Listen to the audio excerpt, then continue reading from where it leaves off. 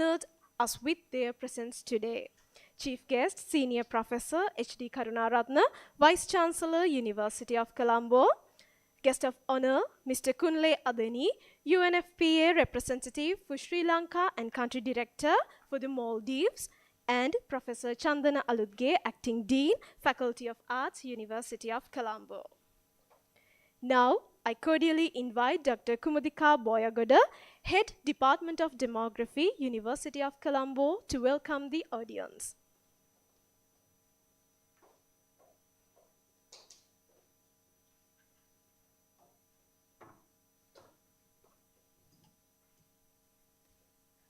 Ayubowan, Vanakkam, Assalamu alaikum. On behalf of the Department of Demography, it is my pleasure and privilege to welcome all of you to DEMA's 2024, the annual research symposium of the Department of Demography.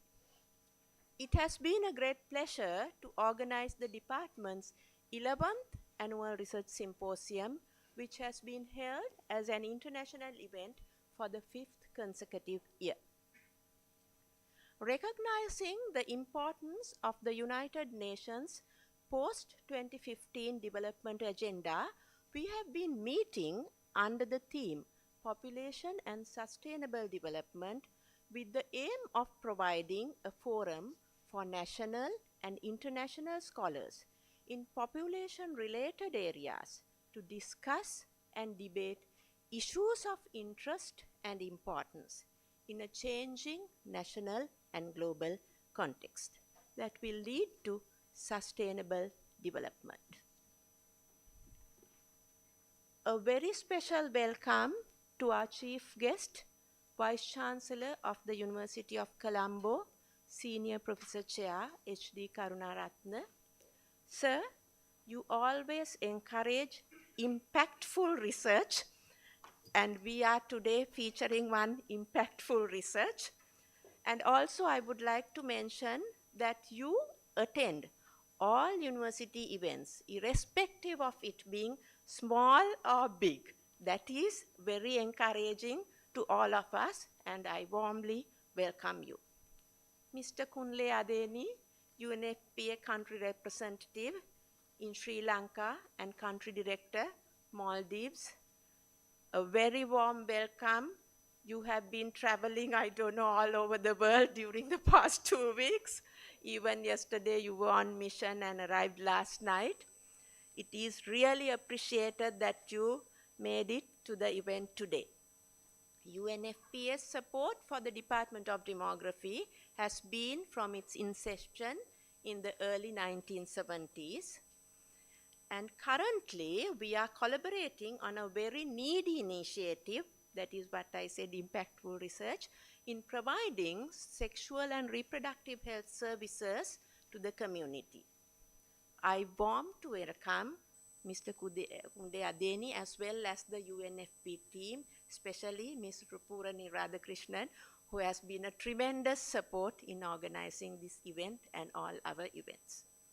Unfortunately, the Dean, Faculty of Arts, Senior Professor Lasantha Manavadu, could not attend the event today due to health reasons, but he has been a tremendous support behind the organization. Even yesterday, he walked into the department thrice and said, I have to go home, but let me know if you want me to sign things. I will wait for you so that you can finish off all the logistic arrangements. But we are very glad to have Professor Chandana Aludge, Acting Dean of the Faculty, a very warm and dear friend of the Department of Demography. Welcome, Dr. Aludge. I also welcome Dr. Harishchandra Yakandabala and Dr. Nusrat Nasruddin, panelists of our discussion today. You may wonder why the hall is a little empty. Unfortunately, there was a very sad event, a demise of a student, and all the faculty members and students have gone for the funeral. That is why you see a lot of empty seats. As a Buddhist, and the student being a Buddhist, I wish him a peaceful and I wish him that he would attain Nibbana.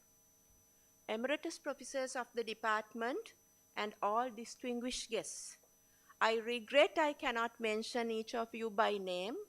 You have all, in your own unique way, contributed to the development of this department. We are here today in this status because of that contribution. Population trends, patterns, and related issues are changing. As researchers, our responsibility is to work towards social and economic equality and sustainability through these transformations and produce quality and impactful research that will lead to innovations. In such a context, opening the disciplinary boundaries of demography and interacting with others is essential, as emerging social and economic issues or responses to them cannot be neatly grouped within the boundaries of a single discipline. DEMAS, for the past 11 years, has facilitated this exercise by providing a dynamic and interactive platform for multidisciplinary discussion.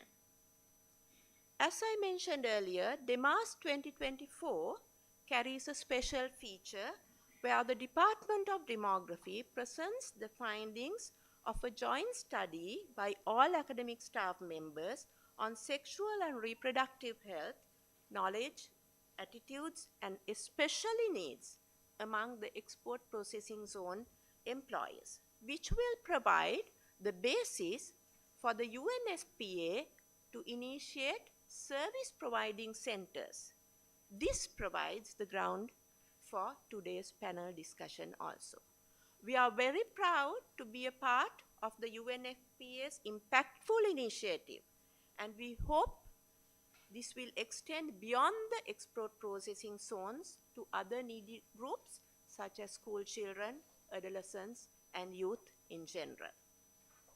I wish all of you an intellectually stimulating and productive deliberation at DEMAS 2024 that will be a step towards our goal to leave no one behind. Thank you.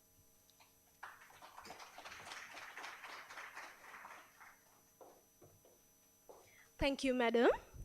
Now, I would like to cordially invite Professor Chandana Aludge, Acting Dean, Faculty of Arts, University of Colombo, to address the gathering.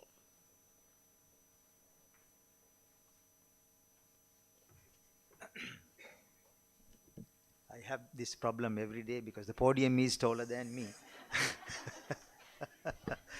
Anyway, I can borrow some height from you probably next time.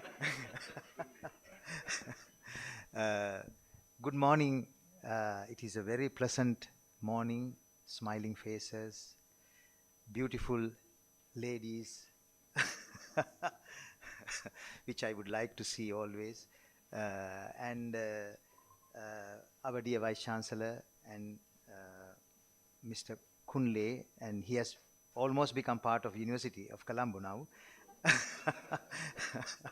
So I was telling Kumudika in the morning, so we must find him a place to stay here to make him easy for him to attend our work.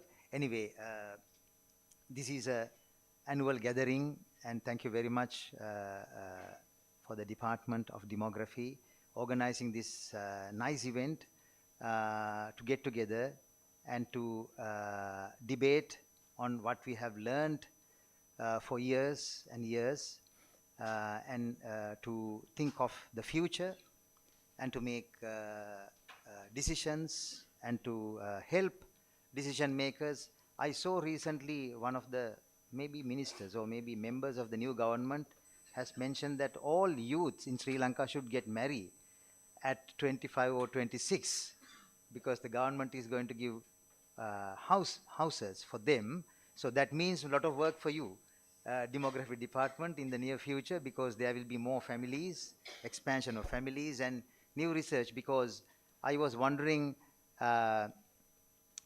because the population is going to be stagnating at 10 billion in few years, then I was wondering whether demography department will be closed down because population is stagnating, no research. But now with this new initiative in Sri Lanka, so you will have more work and more research areas. And so in that sense, we could have a lot of hope for the future. And please do continue these type of activities. At least we could see our teachers, gurus, seniors, and get their wisdom, their experience, exchange with us. And then you would also make opportunity for newcomers to get engaged in research. So those are nice activities, and we hope you will have the strength, courage to continue. I know to organize these type of activities is very cumbersome and difficult because a lot of people are involved and financing. Thanks to UNFPA program, I think they are helping the department always. So a big thank to that organization for their ready support always. And so long time ago, I actually took acting lessons. So now I think it's very good that I did took acting lessons because I'm acting for Dean most of the time. And Dean actually called me this morning. He was not feeling well, but he wanted me to convey his blessings to all of you. And I have become the courier of all these past events, taking his blessings and distributing them among the university staff and the colleagues. He is like a father to us, helping and looking after all these activities. I think so. I'm now in front of you because he's not here. But anyway, so wishing all of you all the very best for a very productive day and new ideas to be distributed, exchanged with many number of researchers, colleagues, and students, and everyone gathered here. Thank you very much. I'm delighted to be part of this event and warmly wish all of you all the very best. Thank you.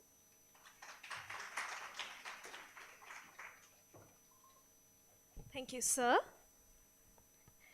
Now, I would like to cordially invite our guest of honor, Mr. Kunle Adeni, UNFPA representative for Sri Lanka and country director for the Maldives, to address the gathering.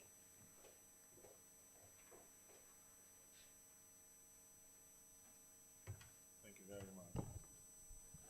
I think I need. I have height discrimination. So let's see. See how life plays games on people, and nature. The Vice Chancellor, University of Colombo, Senior Professor Chair, H.D. Karunaratne, our host in this beautiful and esteemed compound. Good morning to you. The Acting Dean, Faculty of Arts, the Head of Department, Demography Department, Dr. Boyagoda, Emeritus Professors here present, professors, chairs, and faculty of the Department of Demography, and indeed the Faculty of Arts, senior officials of the University of Colombo, friends, students, ladies and gentlemen. Good morning to you. It's an honor for me to join you again today. I hope one day I would not be stopped from entering the university. Like, we see you too often. But now that I know that I'm going to get an office here, I think I feel a little bit more comfortable. It's an honor to attend the 11th Annual Research Symposium, DEMAS 2024, organized by the Department of Demography of this beautiful institution. For us, this is not merely an academic event, it's an essential platform where research should indeed meet realities, where ideas transform to action, and where we as a community can take steps towards shaping policy. You would know that from my first day in this institution, I have been speaking about the need to connect what we speak in the hallowed chambers of this institution with policy and what happens outside, because that is when we will be able to optimize our impact in the lives of Sri Lankans and indeed the world as a whole. I extend my heartfelt appreciation to the Department of Demography and to all of you present here today for your commitment to shaping an inclusive future through research and collaboration. The theme of today's symposium, Population and Sustainable Development, it's not just a topic for discussion, it is a call to action for us. The demographic trends of population aging and low fertility, as we witness today, present both challenges and, for us, an opportunity. Through rigorous research grounded in evidence and driven by collaboration, we as a people can unlock the pathways to addressing these challenges. At UNFPA Sri Lanka, we recognize that research and data are at the heart of progress, and we are committed to ensuring that it leads to meaningful and transformative and lasting change. Institutions such as the University of Colombo and its Department of Demography have played a critical role in advancing demographic research and education, which are vital for transformative change. We are proud to be a long-standing partner with the University of Colombo. This year marks a significant milestone in this partnership, and as described by the head of the department, and I must really thank again the Vice Chancellor of the university, with the establishment of the Center of Excellence for Research and Innovation in Population Dynamics, and a longer name, which I would not go into now. This multidisciplinary hub will integrate gender, sexual and reproductive health, and population dynamics to drive sustainable development. And it is a prime example of how research and policy can work hand in gloves to bring about real and sustainable change. Today's symposium is a testament of our continued collaborative effort in strengthening the evidence base, and I want to acknowledge the broad and diverse range of topics explored here today. The abstracts presented at this symposium encompass critical themes that address the core of population dynamics and sustainable development, such as population aging, elderly care, and social security, fertility and reproductive health, mortality, morbidity, health and well-being, population and gender, to name a few. These themes are interconnected, reflecting the complex challenges we face as we move towards a more sustainable and inclusive future. The findings presented today serve as invaluable tools, providing the evidence we need to shape policies and programs that will directly impact our people. And I must quickly say here that, and has been said, and as you hear, Sri Lanka is witnessing a demographic trend that is both concerning and interesting, depending on who you speak to. But as we always say, and it will, in the course of time, very soon, bring about significant debates on how we need to address this. And it's already ongoing. And for us, debates are very important, but we care about actions that are grounded in evidence and proof. Because if you put three economics in a room, I'm not sure they will be able to agree on the monetary policy of the Central Bank of Sri Lanka today. And so it's okay to have debates, but to be grounded in evidence is very important. And the question would always be, why is our population declining? So if we really believe, and why, and the second question is, why do we need a huge population? And the third question will be, what is our ideal population? I think if we came from these three question points, it might help us to really shape and take a less emotive view of things. Size is beautiful, but size has to have a purpose.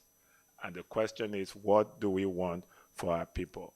Many countries have taken pronatalist approaches to actions, and we have seen the impact of pronatalist approaches, sometimes causing significant abuse of the rights of people. We've seen how sex selection come with pronatalist approaches. We've seen how significant abortion rates have come with pronatalist approaches, and we've seen how gender equality had been thrown away into threshold with pronatalist approaches. But then it also gives us an opportunity to ask ourselves, why are people not having children, and why is our population declining? Maybe then we can begin to go back to issues that have been said over time and begin to address those issues. We are particularly proud to showcase an ongoing collaborative study on sexual and reproductive health and knowledge and attitude needs among the vulnerable group in the export processing zones. This will be discussed in today's panel, and at UNFPA we strongly believe that every person, regardless of their occupation or location, deserves access to information and services that support the necessary to make informed decisions about their health and their future. Yet far too long, populations like the export processing zone workers that we all know have been excluded from adequate health services. Let us be clear, achieving Sustainable Development Goal 3, good health and well-being, requires addressing the health needs of all vulnerable populations. Conducting research and building an evidence base is just the first step. Real progress will only be made when we take actions to tackle pressing challenges. I'm convinced that this symposium will not only highlight the collective research efforts of the Department of Demography, but also exemplifies the good work of the institution. Let me end by saying that we really look forward to a continued collaboration with the University of Colombo and all its departments, but also the Department of Demography that has been called into action by the evolving trends in the nation. At no time do we believe that the department is more important. Asking 25-year-olds to all get married is an interesting policy action. It's an interesting policy action. The simple question is, does it fulfill the ambitions of everybody? I leave that with you. Thank you very much.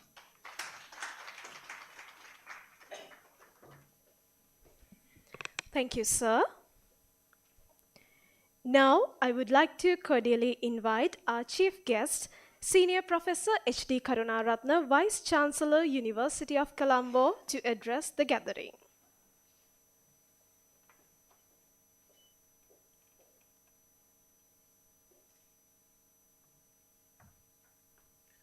Very good morning, Mr. Kunle Adeni, our intimate friend with the University of Colombo. We have met many times. Thank you very much for your presence today. And Acting Dean, Professor Chandana Aludge, Registrar, Sanjeevani Pereira, Emeritus Professors, Professor Indralal de Silva and Professor Siddhisena, and all other distinguished contributors to this department, and heads of the department, of course, Dr. Professor Kumudika Boyegoda, Professor Manori, and many contributors to this department, all invited guests. It gives me great pleasure and honor to address you. Very pleasant morning that we are talking about the demography. Very important topic to the world and to the Sri Lanka. And even Mr. Kunle said that the economists disagree, of course, but economists always agree with demographic variables. That is, of course, because some demographic variables we can see, there are facts and findings. For example, I'm in the 7th boy in my family. So my wife married at the age 16 in 1940s, right? But you know, today the lady is married in Sri Lanka at least in 29, 30. That is the problem, because when lady is married, after 24 years, the probability of getting baby is coming down. That is obviously. So that in developed countries also that is happening because there is an economic explanation for that also. Why? Because getting a baby has an opportunity cost. If you take more opportunities like to enter into higher education, going into foreign tour, so you can't have a baby. So that, of course, there are inevitable evidences for why this postponing marriage. Equally important for Sri Lanka is the migration. You know that we have 22 million population, out of that 4 million out of the country. 4 million at least out of the country. So yesterday we participated annual report competition awarding ceremony organized by the CA Sri Lanka, that they said they have produced more than 9,000 chartered accountants, out of which 1,000 is in Australia, 200 in USA, like that when they say the mostly professionals what we produce are in other countries and performing there. So there is an issue. So of course, with that one, I have to tell you that the University of Colombo got the Silver Award for accountability, sustainability, and all these dimensions for our annual report. So that, of course, we see professionalism in Sri Lanka is losing because of people are migrating. Many people are migrating. I can remember when I was in Japan. Japan is one of the good countries to study population, you know. At this moment also, they have about more than 75,000 people who are older than 100 years. 75,000 people who are older than 100 years. So you can see how their average life expectancy has gone.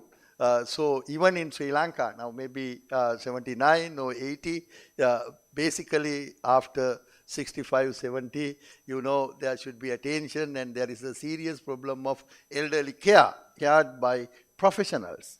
But here we are still, Sandanavat kamak nathe kiki innawa.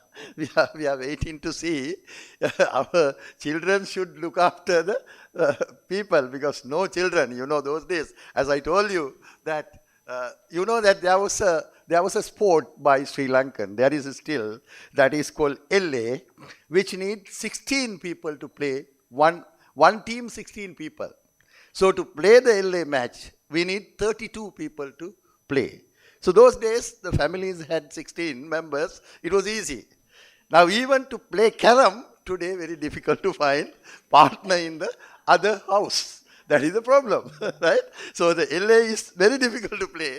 There are no 32 people in families. The rural areas particularly, right? So this is the issue we are having in the country. So that you see, I can remember when I was doing my research in Japan, there were about 315 business people, Sri Lankan business people in Tokyo city itself. Right? 315 I interviewed. I have written 2 books on that, the immigrant entrepreneurship. That was my one. And I think most cited paper is the population aging and income inequality in Sri Lanka, which was appeared in the Developing Economies journal in 2000. So that, of course, you see the demography and economics has relationship, demography and all the subjects, there's a huge relationship. So for Sri Lanka, one of the most important subject is demography. So there we are very lucky that we should thank for all the former professors. They have established a department in the University of Colombo. There's no other university having this department. And of course, it is delighted to see that current administration of the department going hand in hand with the UNFPA. Earlier also, of course, we in the former headship with Professor Siddhisena and Professor Indral de Silva, they work closely with the family planning unit. I can remember when I came as assistant lecturer in 1990, we were with you. We were in the down floor and you were in the upper floor. So we had this, you had a small van. That is the only van in the university we had those days. That is donated by the family planning unit of the government, I think. So like that, actually, historically, this department has been internationalized. From the very beginning, they were with the UN and the all organizations. And particularly, we should thank for Mr. Kunle, because he brought many insights to this department, not only that to the university, because university we started this Center of Excellence in Research and Innovation. Under that, this year, I think more than 75,000 worth US dollar worth research fellowships we have given. Now our academia, I think about 20. Yeah, they do 9 research projects we have granted.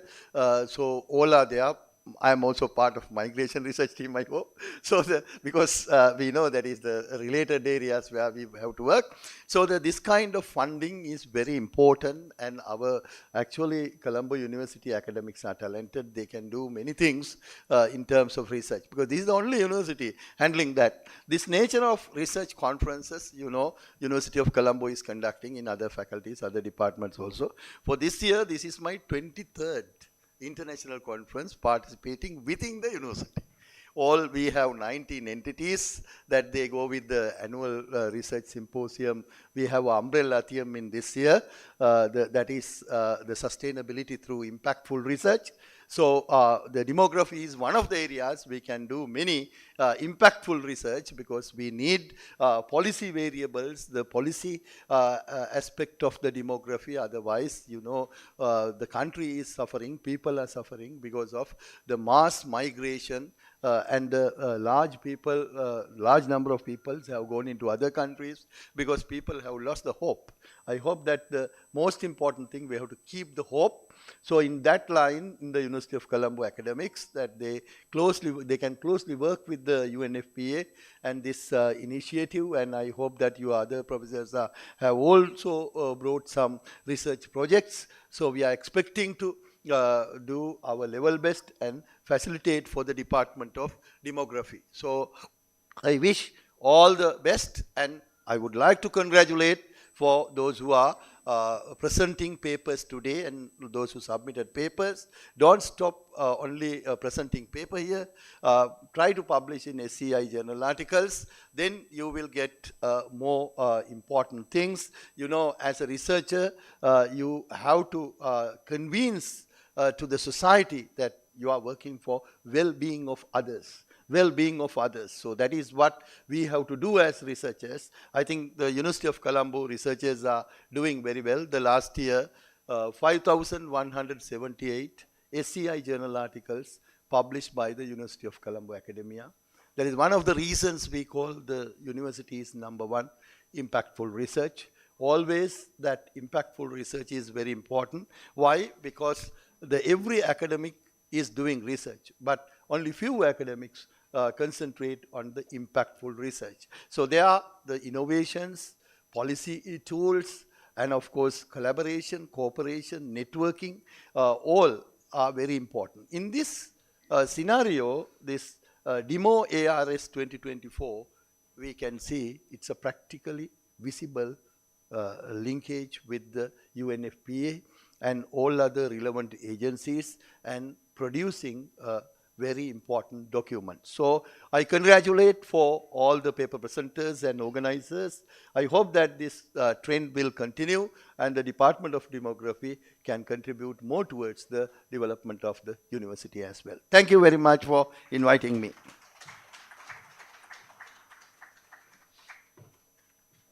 Thank you, sir.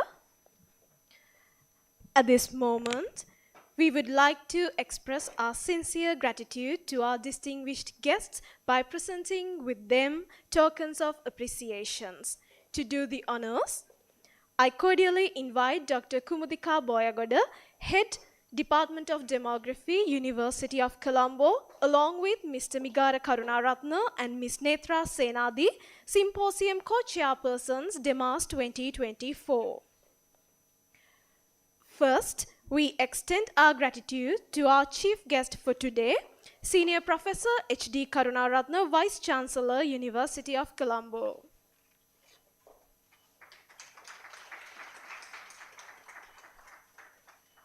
Next, to our guest of honor, Mr. Kunle Adeni, UNFPA representative for Sri Lanka and country director for the Maldives. Finally, to Professor Chandana Aludge, acting dean, Faculty of Arts, University of Colombo.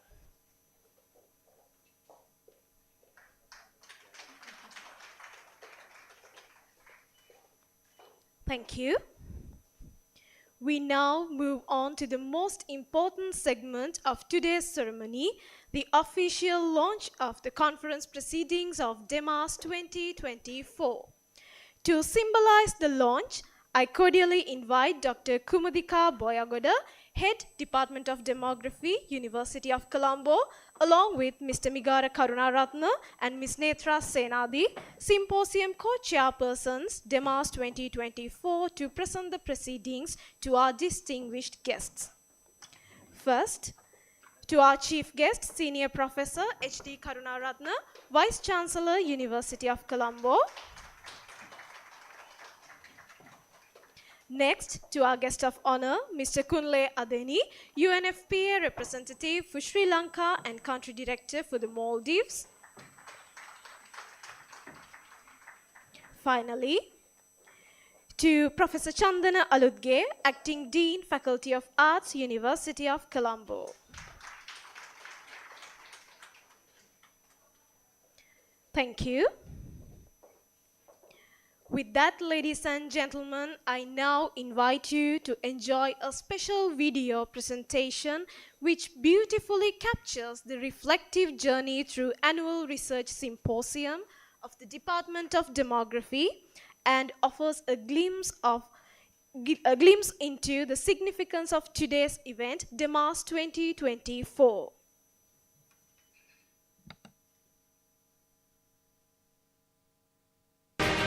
The Department of Demography at University of Colombo is the only department in Sri Lanka dedicated to the study of demography and population studies.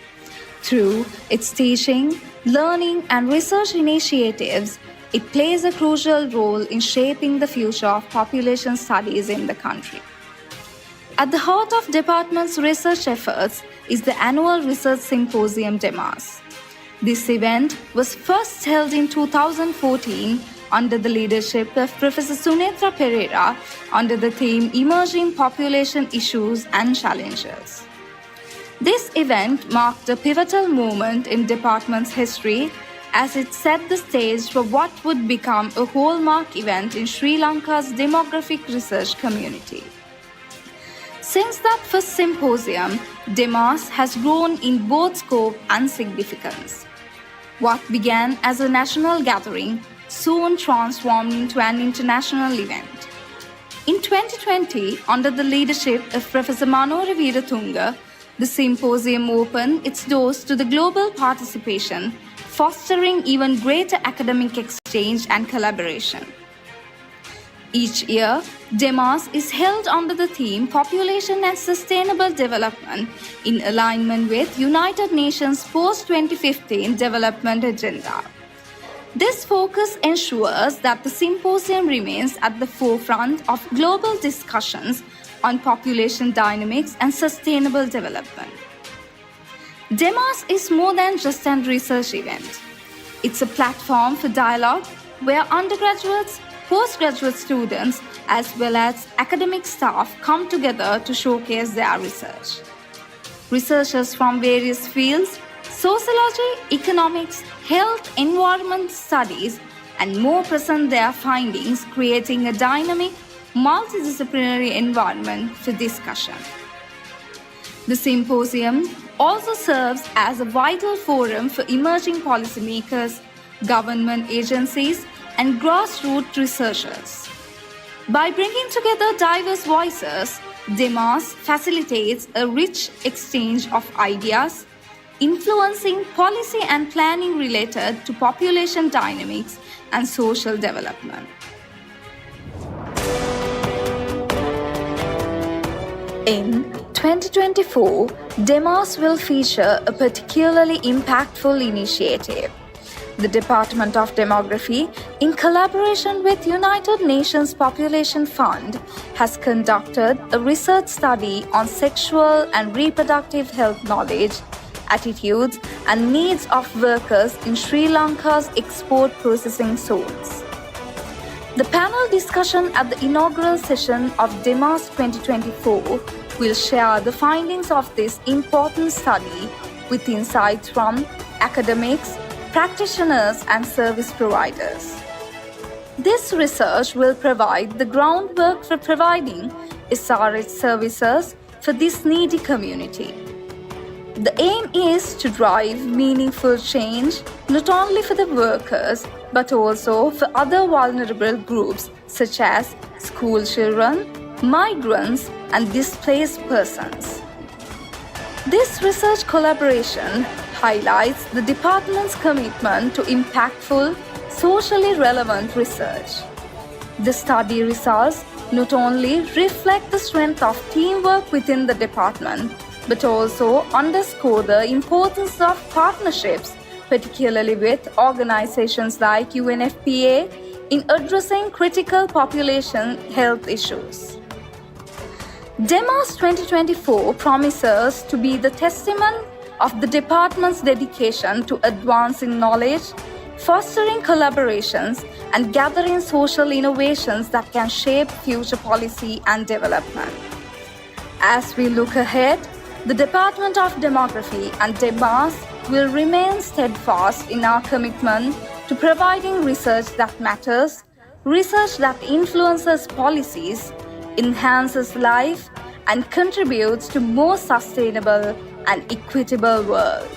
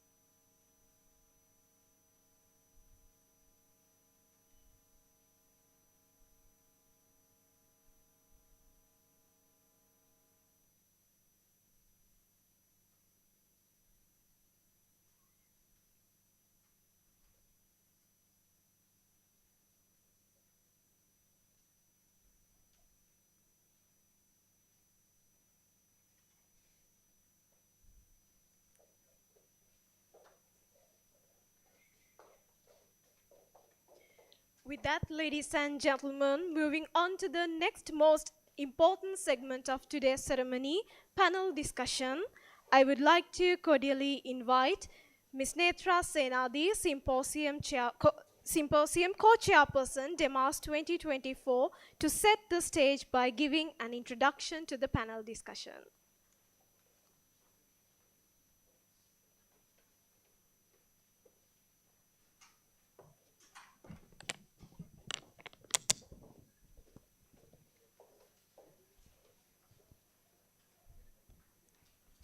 Very good morning to all. Professor Chandan Aludke, Acting Dean, Faculty of Arts, University of Colombo, Dr. Kumudika Boyagoda, Head Department of Demography, all the Emeritus Professors and Chair Professor Sunetra Pereira, moderator of the panel discussion today, and Professor Manori Veeratunga, Dr. Harishchandra Yakandawala, and Dr. Nusrat Nasruddin, our panelists today, and all the distinguished guests. It is a great privilege and honor to welcome you to welcome you all to the panel discussion in the Department Research Symposium DEMAS 2024. This year, DEMAS 2024 features a special initiative, the presentation of the findings from the study conducted by the Department of Demography with the financial and logistical support from the UNFPA. This study focuses on reproductive health knowledge, attitudes and needs among employees in the export processing zone and forms the foundation for today's panel discussion. The study aims to achieve 4 objectives using in-depth interviews and sample survey. First one is to examine the level of sexual and reproductive health knowledge and attitudes among export processing zone workers. Second one is to examine the current SRH services and commodity availability, use and identify gaps in SRH services. Third one is to identify sexual and reproductive health needs and barriers to access these services among these workers. And finally, as a last objective, to identify initiatives that can be taken to address SRH needs of the EPZ workers. Today's panel discussion will delve into the insight derived from the in-depth interviews. We are honored to have Chair Professor Sunetra Pereira as the moderator of this session. Allow me to briefly introduce her distinguished background. Professor Sunetra Pereira is the Chair Professor of Demography at the University of Colombo, and her research focuses on population aging, migration, urbanization, health, gender and fertility dynamics in Sri Lanka. She has published collaborative work with the Asian region in journals, books, chapters and reports. In 2017, she received the Senate Award for Research Excellence from the University of Colombo. Her contributions to population census data analysis for the Department of Census and Statistics and UNFPA on migration and aging population in Sri Lanka are significant. She is the president of the Population Association of Sri Lanka and a member of the International Union for the Scientific Study of Population and Asian Population Association. She holds a PhD in demography from Mahidol University, Thailand. It is with great pleasure that I warmly welcome Chair Professor Sunetra Pereira to moderate today's panel discussion. As we embark on this enriching academic journey together, I extend my warmest welcome to each of you to the panel discussion of the DEMAS 2024. Thank you.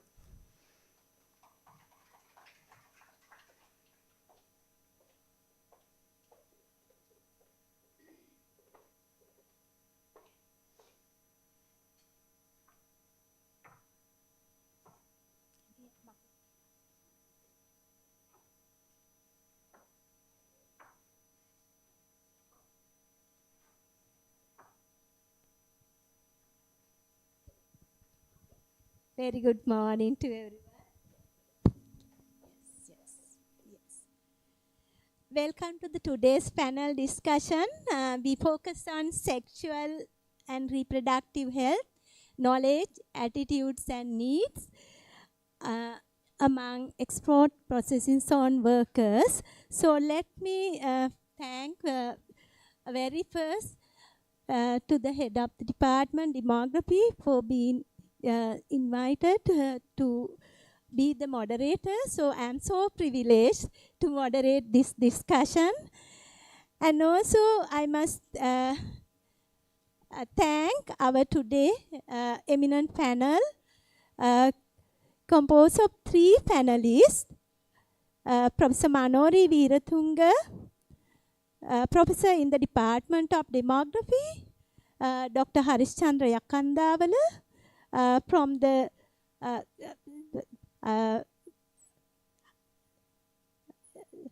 Dr. Harishchandra Yakandawala from the practitioner perspective will bring in the insight, and also Nusrat Nasruddin.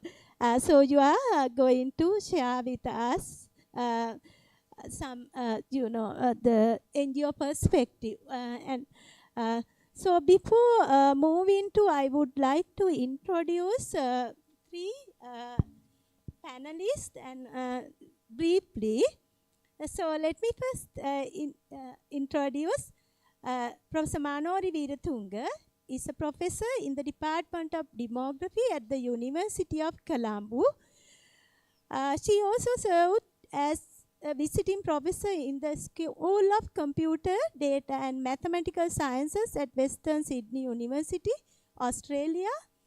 And she was the director of the Centre of Aging Studies at the University of Colombo.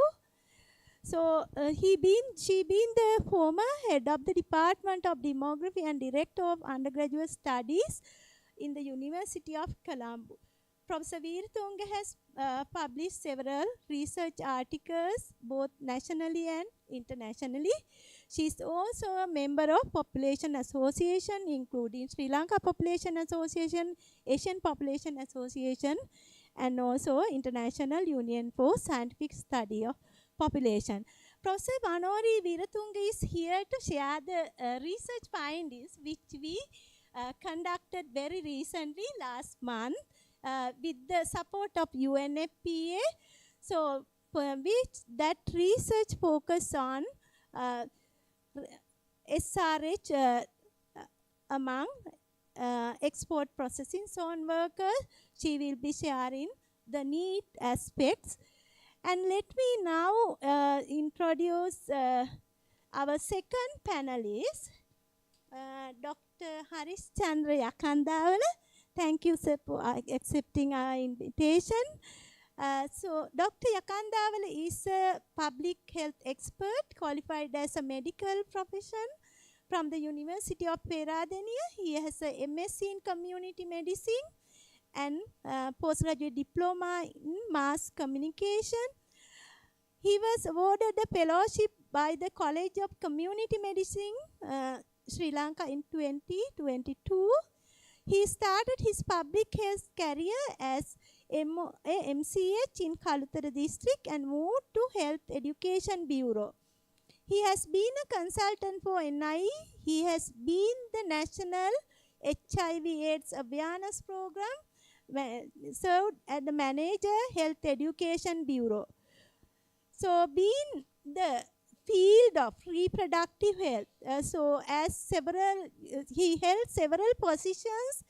So at UNFPA, and also he been the former medical director of FPA, and he has immense vast knowledge on the SRH related, the initiatives. So we welcome you, sir, to the panel. And our third panelist is Dr. Nusra Ahmed. So thank you for being here and also accepting our invitation. And Dr. Nusra Nasruddin served as a medical director of the Family Planning Association of Sri Lanka. Her professional work focuses on sexual and reproductive health with a particular emphasis on women health and youth. With over 15 years of experience in community engagement, she has contributed to both Ministry of Health and private sector in domain of sexual and reproductive health and family planning. She graduated from Manipal College of Medical Sciences in 2005 with MBBS, Bachelor of Medicine and Surgery from the University of Colombo in 2013 with a postgraduate diploma in venereology. She is currently reading a master degree in gender and women's studies at the University of Colombo. So let me now invite all three panelists to take seat.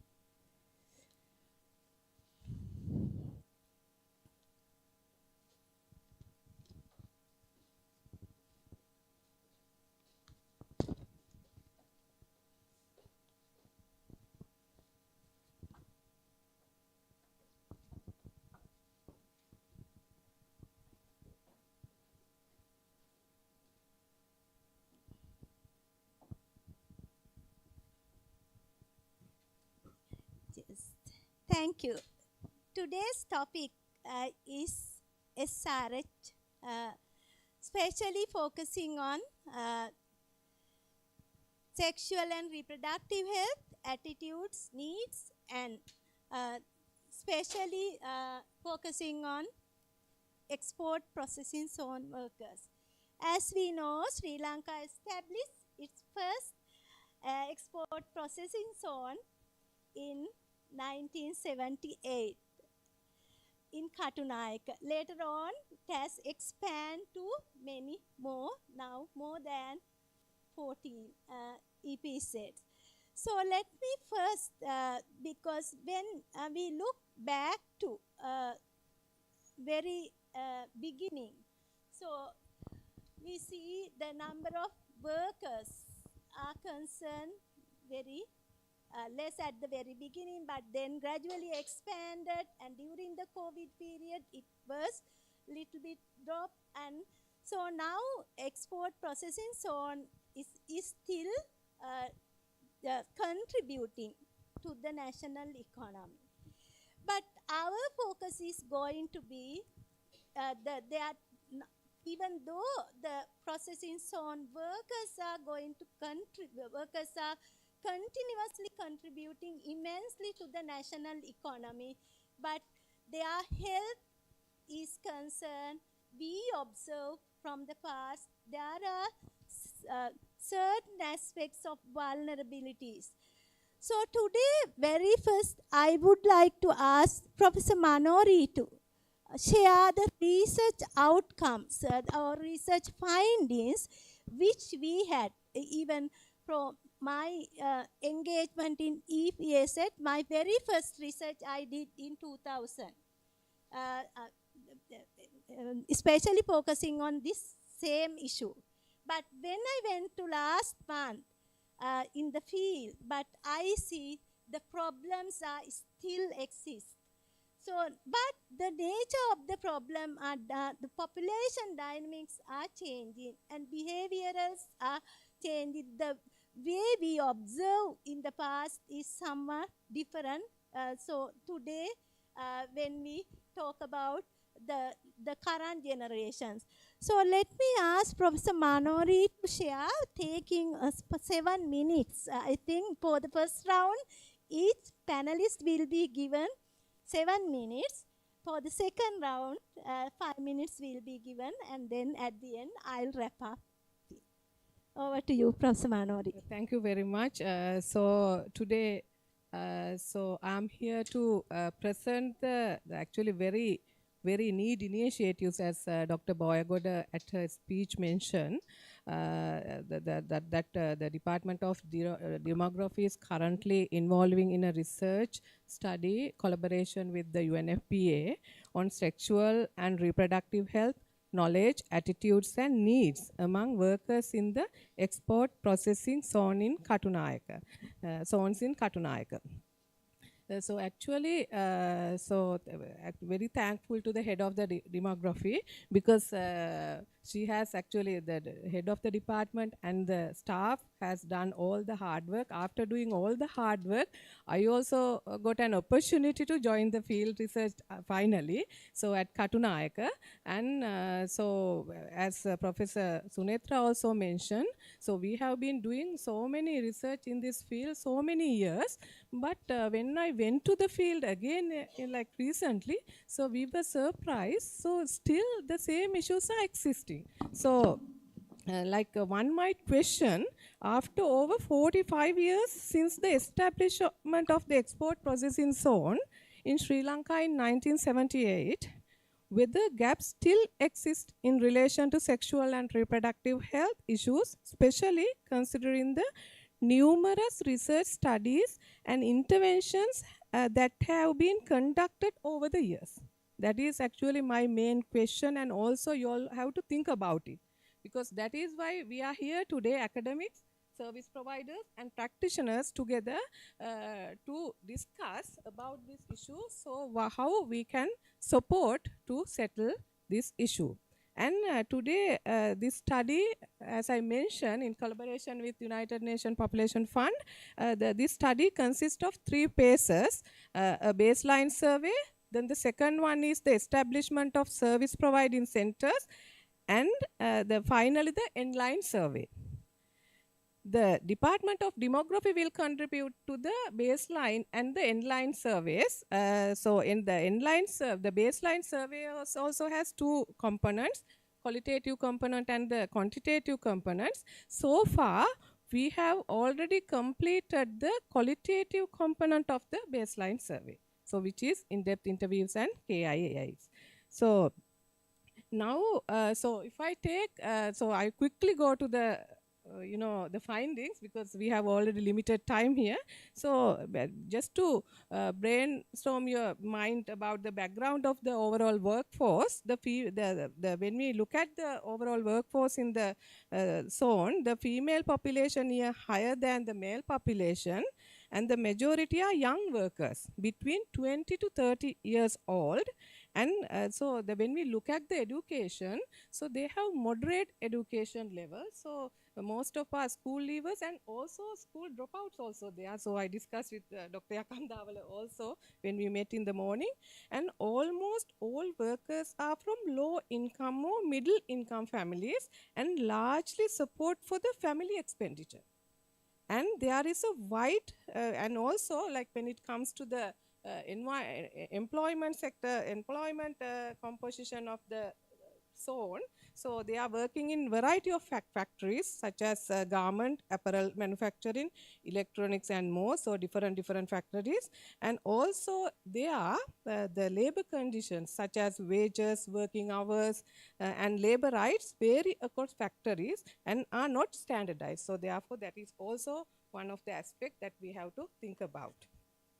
So as I mentioned earlier, the methodology we have adopted, I have already explained. Here, like I'm going to present today the baseline study. So we have already completed the qualitative component of the baseline study. So this is, so we have already done the in-depth interviews and the key informant interviews. So when we look at the first, so as I mentioned, so the main objective is to examine the sexual and reproductive health knowledge, attitude and needs among workers in the export processing zone in Katunayaka. So when it comes to knowledge, so what do you think about the knowledge of the workers in the export processing zone? Do you have any idea? So what do you think about it? Because I think, so we have a very respectable participation here and they have lots of experience regarding this topic. And what do you think? Whether they have a very good knowledge? So what do you think after 45 years of the establishment of the zone? So what it should be? So then actually, so when I present here, so we have to again think about what we have done so far. So what we have to do to solve the issues existing still in the zone. So when I look at the level of knowledge, so we have actually had the 3 categories of the workers, age 50 to 24, 25 to 34, and 35 and to 49. So when we take the age 15 to 24, they have a very low knowledge about the sexual and reproductive health. Okay, so after 45 years of establishment of the zone, okay, so we have to think about that, because there are several, like, so we I think so there are people, those who have contributed for the studies in this area. So we have to think about it. When it comes to the age 25 to 34, they have some knowledge, okay, and good knowledge is for the 35 to 49 years. Okay, so now what we have found it, the knowledge increases with age and experience. So not from any support from like from the school or from other people. So therefore, workers receive little to no formal training on sexual and reproductive health, and any knowledge they have is often limited to what was taught in school, which was not comprehensive or properly delivered.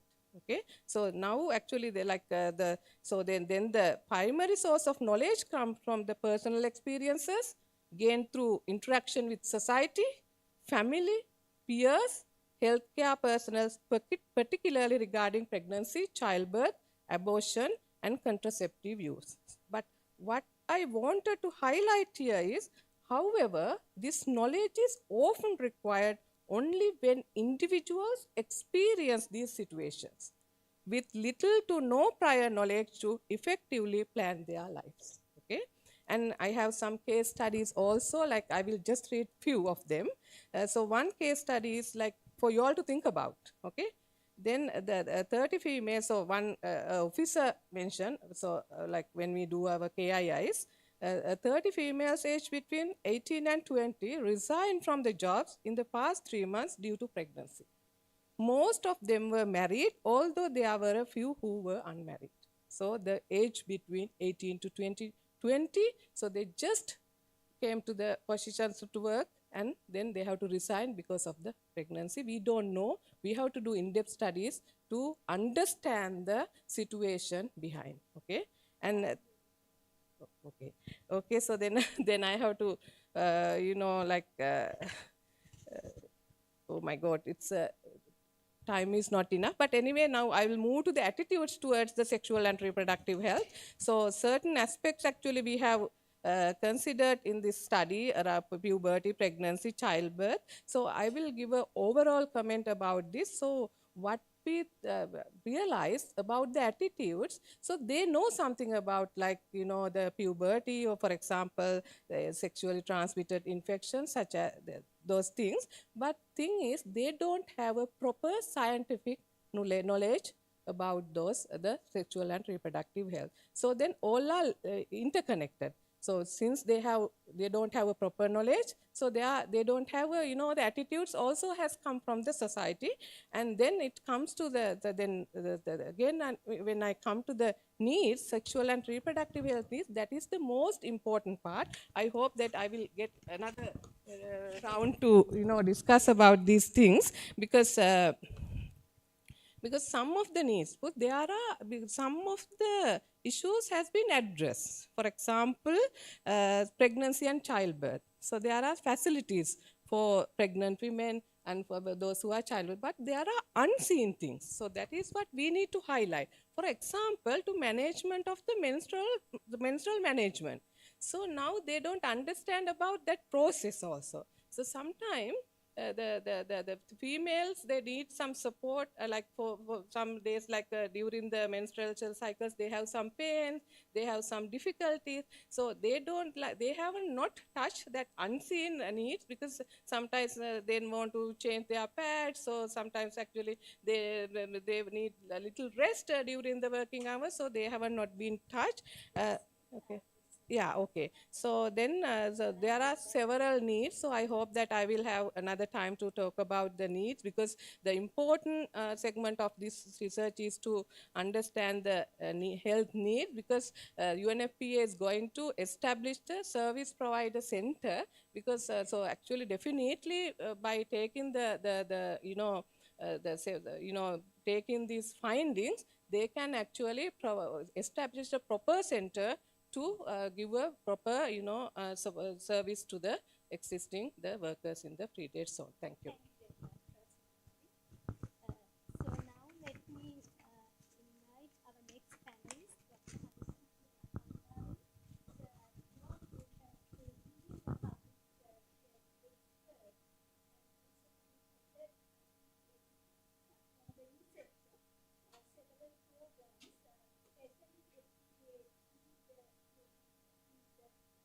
medical director, former medical director, FPA. I know, so you have established certain centers in some EPZ areas.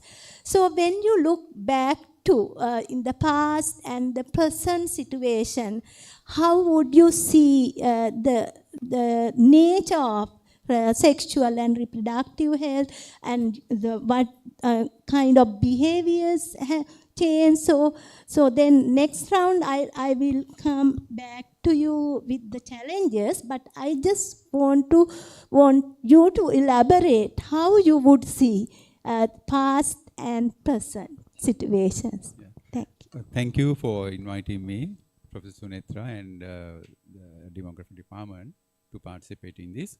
And it's a very important topic to discuss because now we know that the export processing zones, we have several and about 350,000, especially mainly the young people are working there. And there are other factories not coming under this, maybe about 200,000 people are working around the country.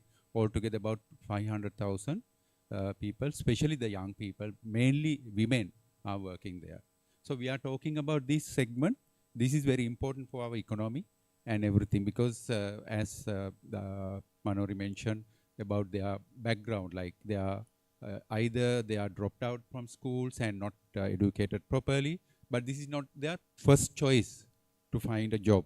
And they come from villages, and some factories they recruit around 16 plus, but some factories have taken decisions they don't recruit below 18 and above that. And when you, I have experience for last 35 years, maybe working with this population. Time to time, I have gone to various factories to educate them on reproductive health. And I can remember, and when you take the education, what they get from the schools, very limited.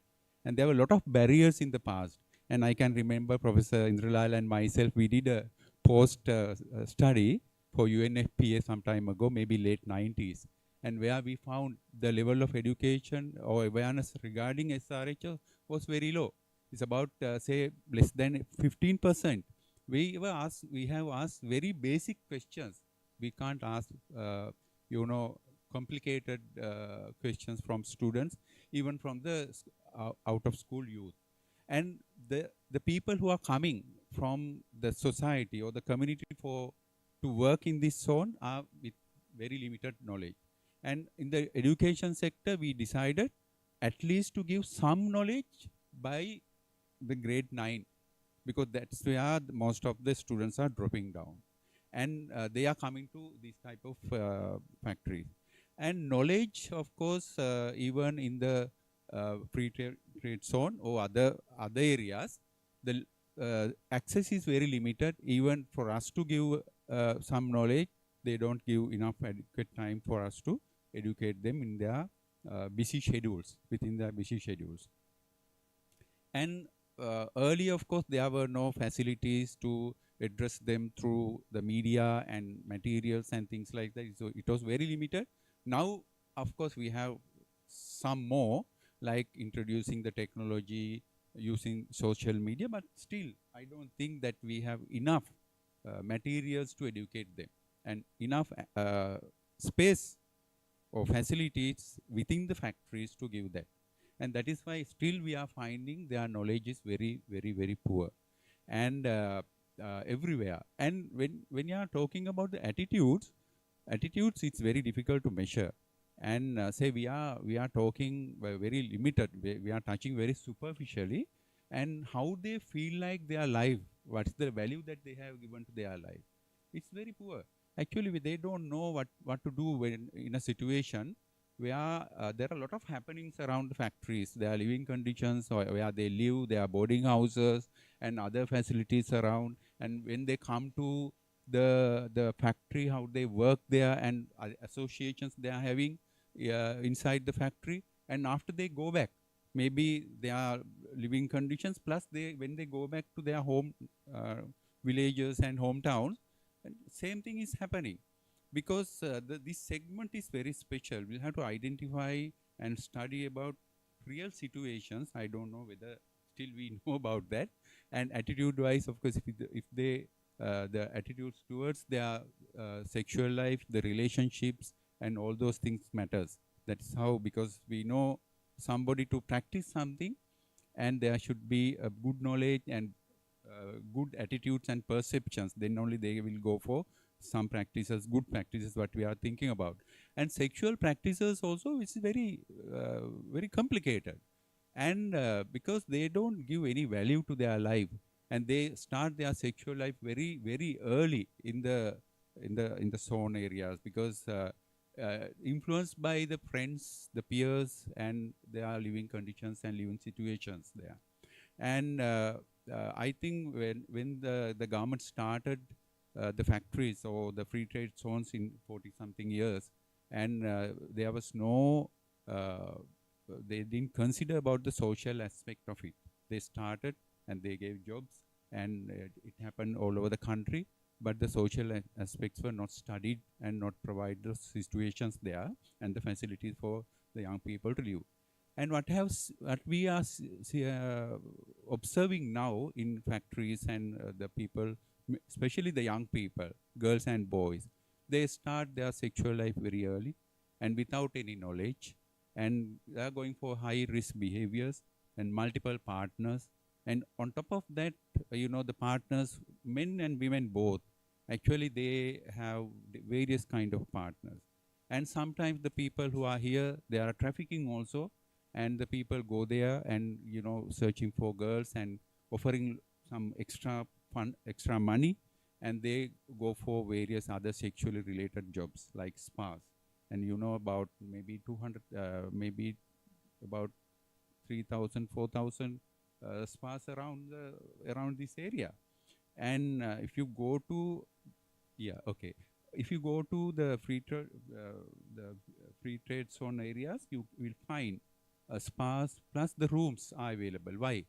Because there's a high demand for that, and there are people around to find girls from these places, and they take them. And so we'll have to study all these things, and we'll have to have an in-depth study to find their knowledge, and we'll have to go beyond the basic questions that we are usually asking. And because the sexually health is very different thing, we are not touching the 7 sectors of comprehensive sexuality education in most of the places. And if you try to study this group, I think we'll have to think more, because it is affecting our economy, and most of the factories are trying to find staff to work. There are a lot of vacancies in this sector. And why it is happening, because most of the young people are not attracted to this because of these social issues. Yeah.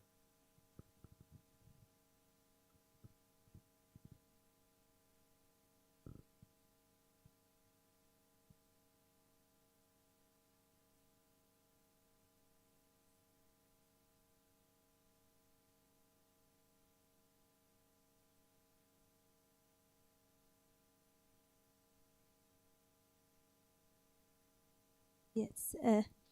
Thank you, Dr. Akandavala, again. Dr. Nostras, for being the Family Planning Association for so long years, and also contributing to certain intervention programs, especially in the EPZ context. So I would like to hear from you, what are the service availability for EPZ workers, and what are the gaps exist in relation to SRHR? Thank you, Professor Netra. Thank you for that kind introduction, and Dimas for inviting FPA to contribute to this discussion, and the esteemed guests and respected professors and even my lecturers are here. So thank you very much, and good morning to all of you. So our 2 esteemed panelists almost gave a whole overview of the EPZ's works on SRH. And from a family planning association point of view, I just wanted to highlight what we are doing right now and what we are planning to do in the future. So Family Planning Association of Sri Lanka was established in 1953, and we celebrated the 70th anniversary last year. And we are one of the long-standing NGOs contributing to the field of SRH for quite a long time, both in advocacy, service delivery, research, and social marketing program, etc. So from the family planning, this component comes under the service delivery component or our strategy. We have 5 strategy pillars.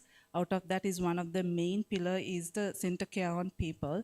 And that is the pillar that kind of we address to the community. We reach out to the community. So our community per se is the marginalized, underserved community, and we find gaps to meet these SRH services in the community. It could be actually reproductive age group was one of our focus, but we are moving away from the reproductive age group. SRH need is for all age groups. And comprehensive sexuality education, like Dr. Yakandal, my former boss, sir mentioned about the need of comprehensive sexuality education in schools, and Professor Manori mentioned lack of SRH knowledge among the very young group, that is out of school kids. So there are massive gaps. So that is also one of the areas we are venturing into. So by saying this, the main service delivery points what we have, that is the service centers, what we have in the country is across 9 districts, around 10 service delivery points. Out of that, 3 of them are within the free trade zones. So we established our first service delivery point in one of the EPZs, that is the Sitawaka. Then after that, Watupitiwala, Koggala branches we expanded. We also tried out a center in the Biagama APZ zone. So as our esteemed panelist mentioned, there are nearly 14 EPZs across the country, out of which, as Dr. Yakandala mentions, around 200,000 to 500,000, the workforce, the size is around 200,000 to 500,000. This comprises mostly of women, around 60 to 80% of women participation in the workforce. And the women participation are in the lower category of labor force within the free trade zone. Also, some of the studies are mentioning. And there are both categories, formal sectors and informal sectors. The manpower agencies, they recruit labor workforces to the EPZs. So this is just the general structure of EPZs. The reasons to why FPA kind of ventured into providing SRS services to these areas provided, because this is one of the population, we call it the internally migrated population.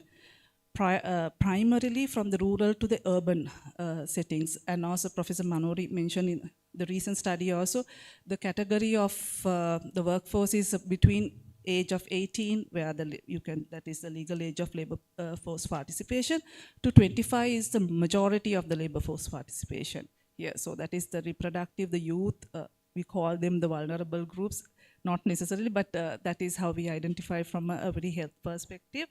And also the formal settings and the personal conditions, financial issues, and also the lived experience, the current lived experience, the knowledge they bring, the school systems not addressing CSCs or the SRH education are some of the gaps we have identified, the reasons again why we select EPZs to venture into. Unfortunately, since 2007 and Dr. Yakandawala's leadership, we were able to Watupitiwala, we launched one of this thing, and EPZ centers to prioritize to provide comprehensive SRH services. So that is a package of services which had to encompass a range of services from contraceptives, counseling, GBV, SGBV services, then the range of gynecological services, STI and HIV, fertility services, etc. So that has to be the service package that should be offered. But unfortunately in Sri Lanka, from the national program, we have only one medical officer of the Ministry of supported clinic within Katunayaka EPZ zone, where rest of the EPZ zones, we don't have national program units within the EPZs. So this is where we partnership with the government, also the national program, to identify these service gaps, to provide services through these gaps. So again, the availability, as the experts mentioned, that there had been not much big difference since the inception of the EPZs in the 1978 till today. There had been not much of a change of the SRH knowledge and the attitude and the need identification. Also, we have very less understanding because it's very complex, as Dr. Hanal mentioned, because it's very, the lived to assess the attitude and the lived experience of this free trade zone workforce is quite a process, and to address these matters is a multi-sectoral effort. It has to be, which we maybe we'll be discussing in the later rounds. But these are the recognized sites what I want to kind of discuss here. Just to highlight some of the research findings also, which will complement the current research as well. One of the research what we have conducted, just to identify the SRH components, the gaps what we have identified through other researchers. So one such research is which is conducted by the Family Planning Association of Sri Lanka in the 22-23 period.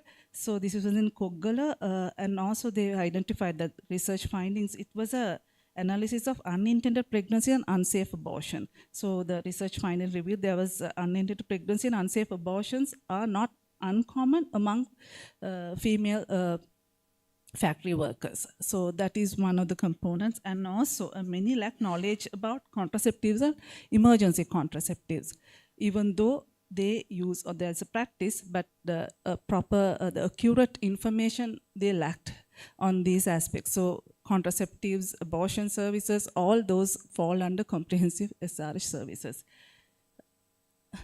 So as Prof. also mentioned, Professor Netra also mentioned that maternal health services is one of our national programs focus, that is maternal health and child health. So given the ecosystem of the EPZs and the age levels, and also considering the conditions and other aspects, the personal factors and all, I think it's time that as to understand how we can kind of fill in these gaps. So saying that FPA is also trying to expand service provisions and other Pallekale and Medigama EPZs also considering these areas of gaps. So I'll wrap up my first round of session. Maybe I'll share some thoughts in the second round. Thank you.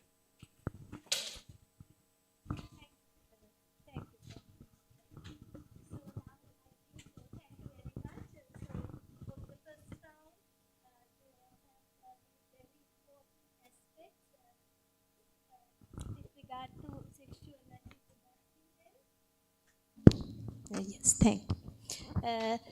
So the second round we will focus on focusing on what kind of challenges so that we face that we would face in addressing this kind of issues. So first of all, I would like to ask Professor Manori from the research outcomes or research findings which we conducted. So we asked from our KII key in-depth interviews and also in-depth interviews, the providers, we wanted to know some, from their perspective, what kind of need in current context and what sort of programs that need to facilitate in order to address those kind of issues. So from our research finding, would you like to mention maybe very few within 5 minutes? Thank you. Yeah, thank you. Actually, so if I talk about the, the challenges and also the needs, like, so there are a lot. So the first of all, I want to mention the main challenge, like, so now when we listen to our two other panelists also, so we knew now there are several facilities also available for workers. So now what we want is to understand the gap. So when I look at, so now, and several work has been done in the field. So now what I realized was, so they are working in silos. It means like they are not like working together, no interaction. So I think this platform also a good initiative. Thank you for the Department of Demography and the UNFPA. So organizing this thing, because we can actually discuss like how we move forward and how we give a proper solution for these issues. So now actually I will move into my main concern here, like my purpose here is to present the findings. So I will just share with you the suggestions and also their common needs that came from the workers. So what they suggested, so actually when I listened to Dr. Yakandavala also, so now so there's a great demand for workers in one side, okay, in the zone, and also there are a huge number of youths are in the unemployment status. They want to find a job, but they are reluctant to go for those jobs because if they work there, they don't have a social reputation. So we have to think about it, because first of all we have to take action to enhance their respect, because they are not only the people that those are having the sexual relationship like this, extramarital, premarital, and living together and all. It's everywhere in the society. But why we are talking about these people? So when you go and work there, so then you have a kind of a bad reputation. Oh, she's a person like this. So first of all, we need to take actions to actually remove those those things from the society. And so I will quickly go to the common needs that they have mentioned from their words, because otherwise I will have not enough time. So the first one they have mentioned is the confidential counseling centers, because they have lots of issues that they want to go and talk confidentially their issues, and availability of male and female counselors. So now actually Dr. Nasuruddin mentioned about there are service centers available, but what they mentioned, so they're like for the females, they want to go for a female counselor, not for the male counselor. So availability is the male counselor. So then that is also a need. And also couple counseling. So not the individual. So then both of them wanted to go and take counseling for their issues, especially in relation to reproductive health. And also they want male and female doctors at medical centers, because in some centers they mention, okay, because this is their perspective, okay, from their perspectives. So they mention that they have only sometimes the male doctors. So they need male and female doctors at medical centers.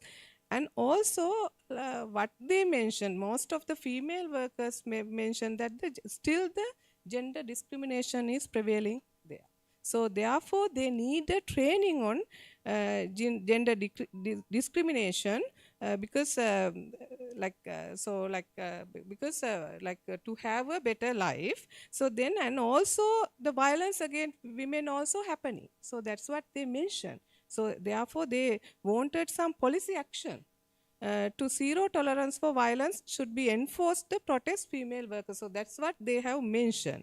And also, although there are several, the training programs exist in the zone, so they can't sometimes attend for those trainings. So therefore, they have suggested flexible time for awareness programs, because sometimes when they organize the training programs, they can't attend because they are working for targets. So if they go for that training, so sometimes they don't get the payment for that particular hour.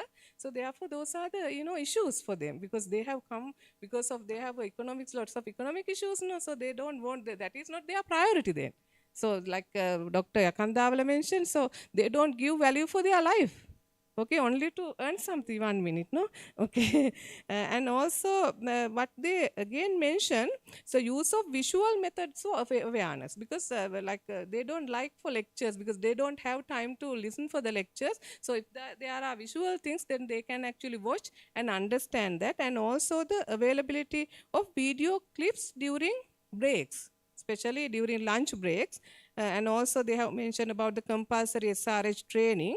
That means like the compulsory SRH training means like if they can actually organize some trainings, it's a compulsory trainings before recruit.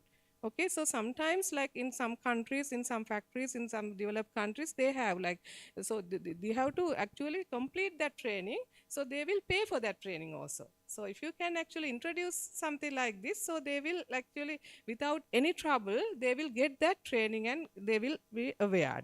And also they have some, some very, very simple things also, like training on find a trustworthy partner. because they are one of actually concern, because we can't find a trustworthy partner. So we are like facing several issues with them. So can you just give an, understanding about this? And also maintaining a healthy sexual relationship was one of them, because actually what they suggested, say they also want to have a, the sexual relationship before marriage, then like have that experience and go for marriage with safety mode, like, because if they know, they have a better knowledge on SRH, they can actually have a safe sexual relationship and go for Time their is marriage. over, Oh, thank Mallory. you. Yeah, Kindly okay, wrap okay, up. okay. So those are the actually Thank common you. needs that the workers that they have raised. Thank you very much. Thank you, Professor Manori. So let me now ask Dr. Harishchandra Akandavala. So what kind of challenges you would see providing services in the current context? Yeah, actually, it is very important to understand what are the challenges to accessing this group. And we all understand this is a very important group and important segment in our economy also. And so their knowledge, attitudes, and safe practices matters, because what is happening, and finally they will drop out from their jobs also. That is why most of the factories are finding very difficult to find staff. And for that, of course, now the accessing them to give education and all those things matters, and we'll have to start educating from the school, and then of course before they drop out, and then once they come to the factories, some factories are having education programs, but some are not having. And actually I was working for MS Holdings as a consultant on SRH, and they had a very, very vast program, and we trained most of the healthcare providers, counselors and all. And recently we did a program through ILO. We trained about 100 counselors. And I don't know their knowledge about the SRH, of course, that may be very poor. That components are not included in that counselor training also. And there should be, actually they should have a proper knowledge and skill to talk about sexual matters. Actually, it is not happening most of the places. And other thing is now they don't have any priority given for this type of education in their factories. And some factories, the multinational companies, of course, they are bound to give it, but other factories, they are doing the sub contracts and all, they don't provide that. And there are very big gap, and the type of people coming to those areas also very different, and their living conditions are very poor, and their economic conditions are poor, family conditions are poor, there are a lot of issues in their families. So you'll have to consider all these things. And other thing is now what we are giving, what education that we give only very superficial and very limited education. We don't talk about their sexual life and their pleasure and the responsibilities and preventing diseases and all kind of things, and using family planning and safe sexual practices. Those things are not included. And how can we give those things? And even in our research, of course, I don't know whether we have touched that. And sexual health, of course, is not only SRH knowledge. There are different other factors. Now, when you take comprehensive sexuality education, there are seven areas that we'll have to touch. And all those things should be touched, and when we are giving. And what I suggest, of course, the suggestions may be advocacy at all levels. Maybe the people who are in the we have the new ministries, new ministers, and let them to think about it. This is a very important component. And even the BOI staff. Actually, we have some BOI top managers, of course, they are very supportive, and they are the people actually supporting us to establish centers when I was working as the medical director at Family Planning Association. And other thing is now to make it a very priority area, and giving adequate time for their basic training and in-service training also. And time to time they have issues, there should be a place for them to give visit, and confidential areas to discuss about their matters, and for both couples. And maybe some places it is happening, they have designated counselors and health care providers, those who are trained in that, and to give them the counselors, of course, to have comprehensive knowledge about how to communicate the sexually related matters, very sensitive, and how to ask questions and identify or recognize their issues, the sexual, clear sexual issues. And we are talking about the sexual pleasure also in our comprehensive sexuality education.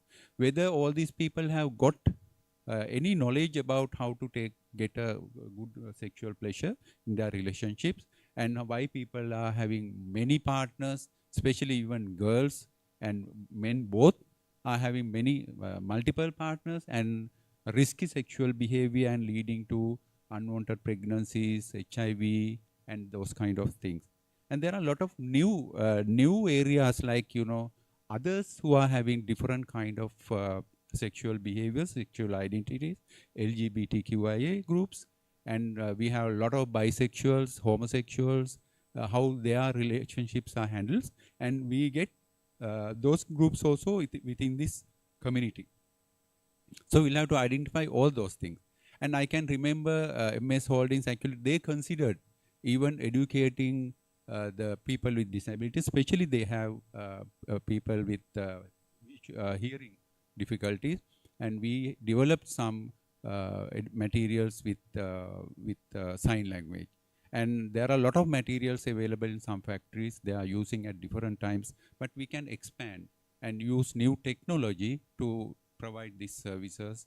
They are very, very good in using their phones, they have smartphones, and we'll have to have something in that. Then of course it will be very closer to their heart. So we'll have to identify the ways to do that. Thank you so much, sir. Yes, Dr. Nostra, for final words from you. So what kind of challenges so you would see as service provider, so when accessing so new generation? Yeah, so from a provider perspective, from the FPA SL's works since 2007 in the APZs, I would just discuss from two aspects. One is as the expertise mentioned about individual aspects where to reaching out to specific services, the lack and the challenges there. And from a service provider perspective, the implementation of this service provision within the APZ. So as well, Dr. Yakandawala mentioned, there is a very dearth of understanding about SRH needs for the community among the leaderships and the managements in the APZ. So advocacy is key, where we'll have to reach out to them with a very innovative approaches, because I think advocacy has we've been doing since 2007, but again we will have to because this is not only they are relevant to economy, we have to, as per individual, it's their rights to have SRH like any other individual, but understanding this community ecosystem that the need is high because there are a lot of gaps.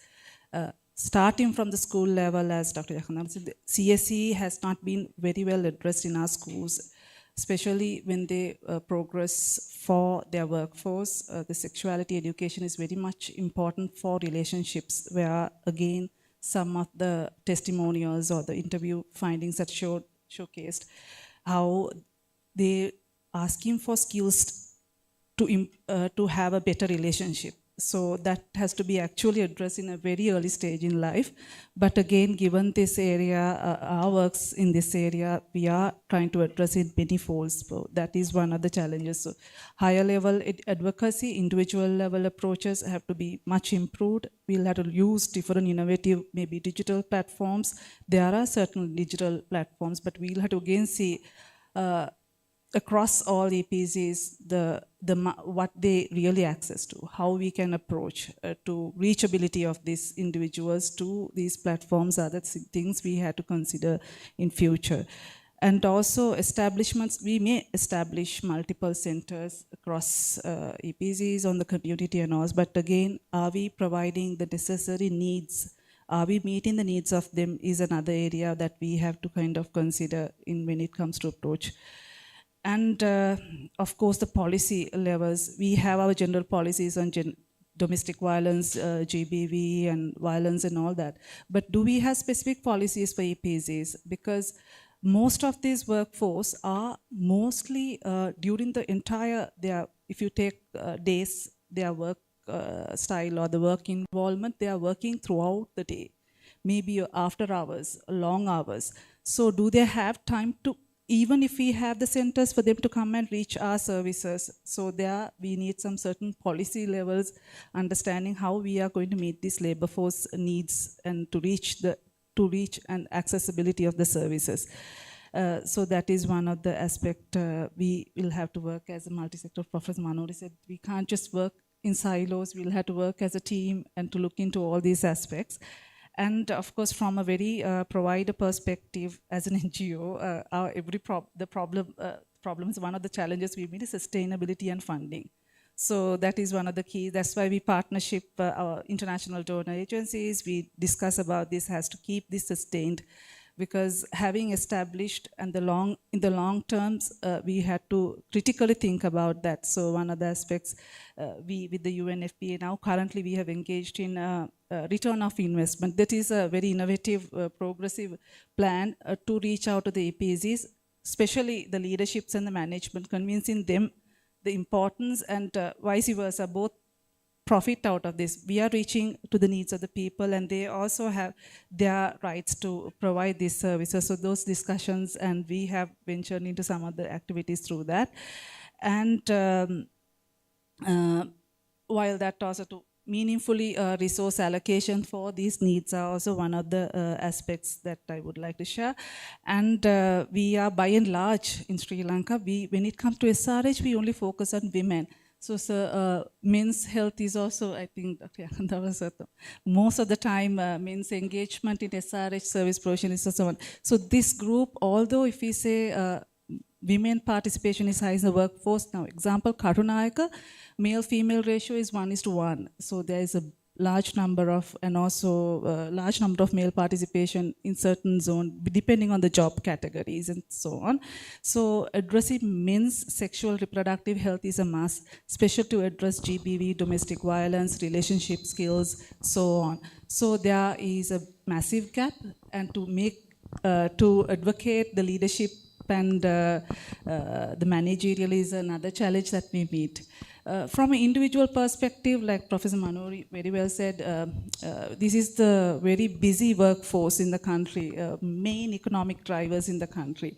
So line supervisions, the line managers, releasing them for the services is one of the individual challenges what we face, and also confidentiality, the cultural, the stigma and the discrimination around this subject area itself is a very sensitive area. So there again we face challenges. Even though the services are available, they have been released for services, individual issues around the personal factors also play a big role. So awareness, sensitization, advocacy all play part in part to kind of have this, to reach and have a very integrated system of work-line within the EPZs. So Yes. saying that, I will wrap up my... You can. Thank you. Thank you. Thank you very much. Keep me with the time. So before final wrap up, so I would like to ask the audience if you have any burning questions to our panelists. So you may ask 1 or 2 questions because we are a little bit behind the schedule. So maybe you may raise your Q&A.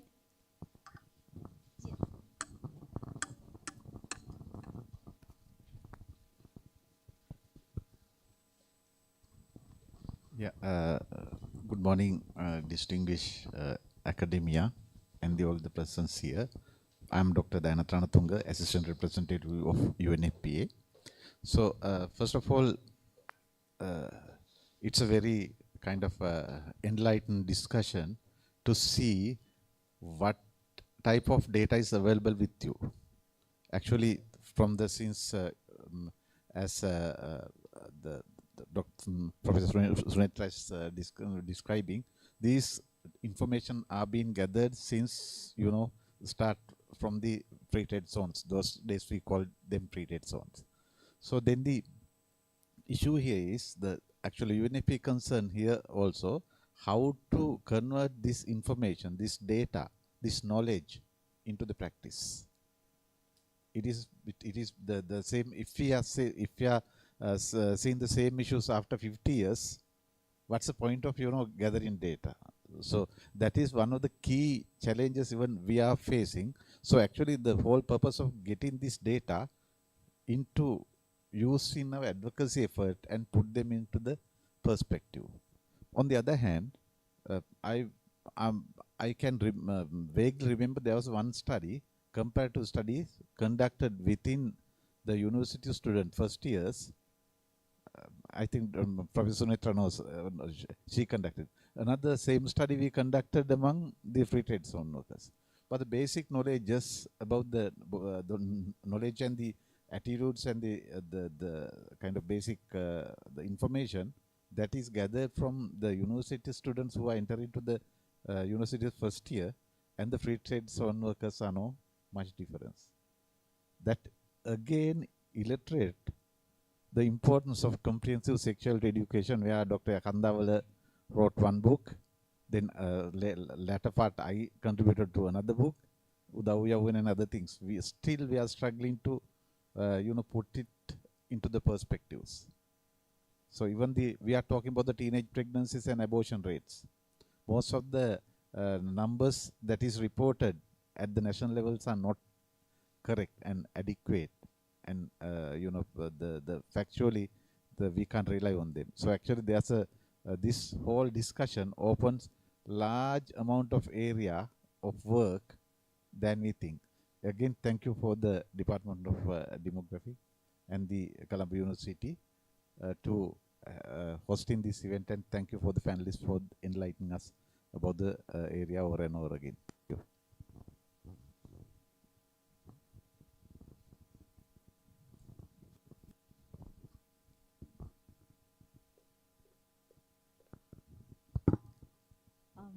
Thank you very much for all the information. It was very helpful.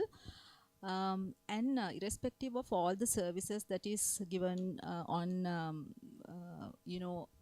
the consequences of having multiple partners and not limiting yourself to a single partner, the number of AIDS patients in the recent past has gone up, right? Yes. So maybe even if you take the universities, the comprehensive sexual education, there is no comprehensive sexual education as far as I know, apart from at the orientation, maybe somebody comes and talks about maybe half an hour to 1 hour about, these issues. So what I would like to tell is that now the consequences of the unsafe sexual, having multiple sexual partners, the consequences, and should be, psychologically, the people should be made aware at all times, not just it should not be one-off thing. Now, for an example, if you take a packet of cigarette, when somebody smokes, it gives the pictures, maybe gives a bit of an alarm and a psychological pressure. Okay, I have a family, I have children, and then I know the consequences, so that you are made aware of these things constantly. But in our society, maybe we just discuss these things at length in these forums, but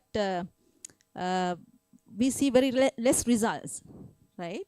So how can you, especially in factories and all that, maybe having some sort of a visibility? I don't know how ethical it is for someone to have some pictures, and especially the consequences of STDs and HIV and all the social diseases.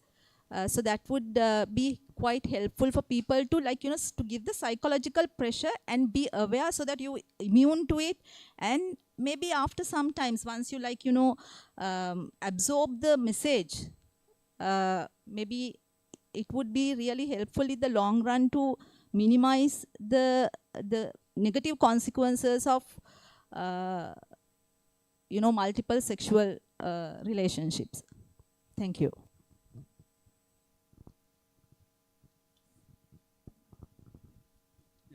answer for that. Of course, now it's a very important question, because why people have multiple sex partners, and because not everybody actually now, even in this room, if we just check, and how many people are having multiple partners. If you have premarital sex with somebody, definitely there should be another party is going to marry, and then having at least 2 sexual partners.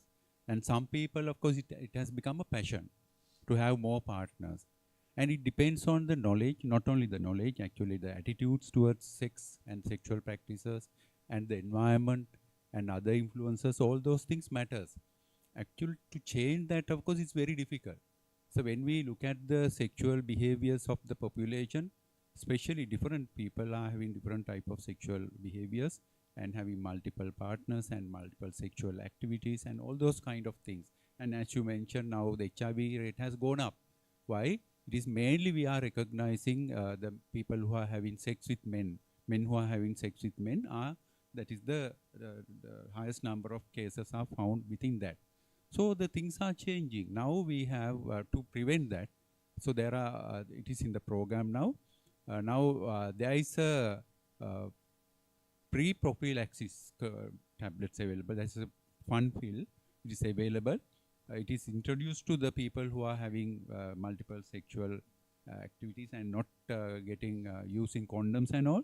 They can have the tablet and have sex, so we can prevent HIV, and without using condoms, because now it has gone up to that level, facilitating their activity and not to have HIV. That is one thing. But they are having multiple partners in their sexual life. And especially the men who are having sex with men, they have multiple partners, they have group sex and all kind of things. And now there is another thing like chemsex. Now people use chemicals like drugs and all and have sex, and usually they have multiple sex partners and group sex and kind of things. All these things are happening, especially in Colombo, Gampa, and in the Western province mainly. And even the people who are working in trade zones also, it's happening. And because this is a widening of sexual behaviors and all, and having sexual partners, multiple sexual partners, now there are a lot of opportunities for the young people who are working in factories to have that kind of a behavior. So for that, of course, we'll have to have the basic education from the school. And when they come out from the schools and when they are active in the sexual life, they should have proper ideas, and their attitudes should be improved, and give some value for their life, and then engage in sex. They can have multiple sex partners, but at least to get some protection from that. Of course, it may be a passion or may opportunistic or whatever the situation, but they should go for that with their knowledge and some better practices, safe practices in that.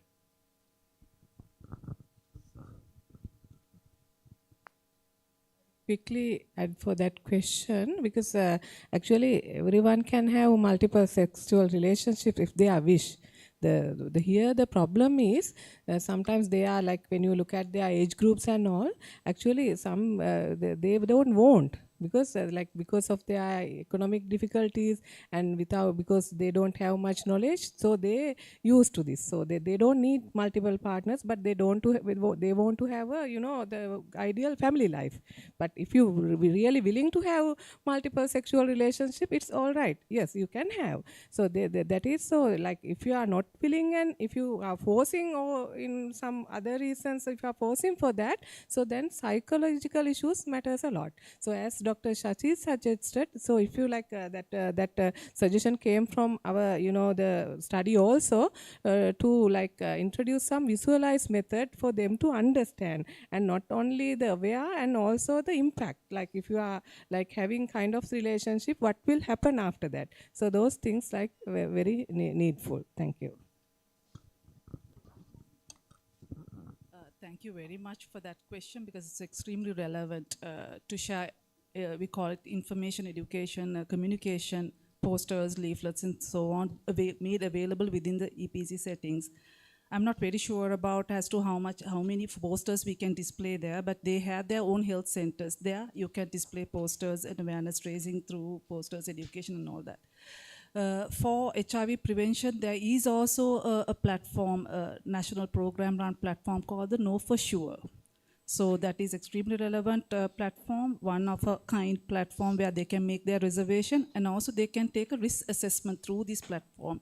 So FPA, wherever we are placed, we kind of promote this platform, the Know For Sure platform. Anyone can access through the web-based, it's a web-based platform. So they can take their own risk assessment and where to go and get their testings done. Also, FPA clinic centers also registered within this platform, which is government approved platform for testings. So early testing is also one of the prevention mechanism. As Dr. Yakandavala mentioned, pre-exposure prophylaxis is also part of the whole to keep the HIV viral load low among individuals who are tested positive, so that transmission rate can be reduced. So these are some of the interventions with both the government and the non-governmental organization, education platforms have integrated in the community. So EPZ zone, everyone in the country can access this platform. Thank you.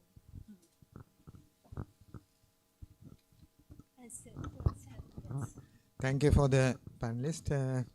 I have a brief question. Of course, as mentioned already, I think this particular area has been studied for a long period.